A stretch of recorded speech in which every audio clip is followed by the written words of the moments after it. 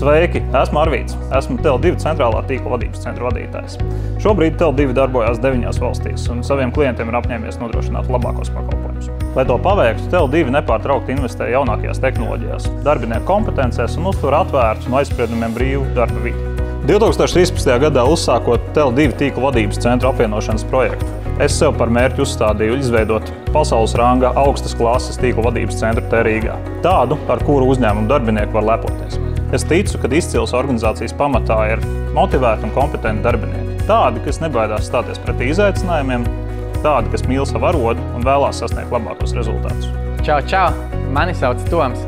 Darbojos transmisijas komandā 2 gadus. Mēs esam jauna komanda, kam priekšā ir daudz interesanti pienākumi un izaicinājumi. Ikdienā risinām sarežģītus uzdevumus saistītus ar bojājumiem tīklā, veicam iekārtu pārkonfigurēšanu, komunicējam ar Tele2 inženieriem citās valstīs, lai kopā veidotu risinājumus, kas uzlabo mūsu ikdienas darbu.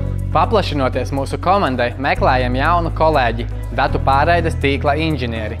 Tāpēc, ja tādu tehnoloģiju kā SDH, VDM vai IP konfigurēšana un uzturēšana ir tava ikdiena, ar prieku gaidīsim mūsu komandā. Ja esi savas jomas profesionāls un vēlies piedalīties pasaules klases organizācijas veidošanā, šī ir tava iespēja.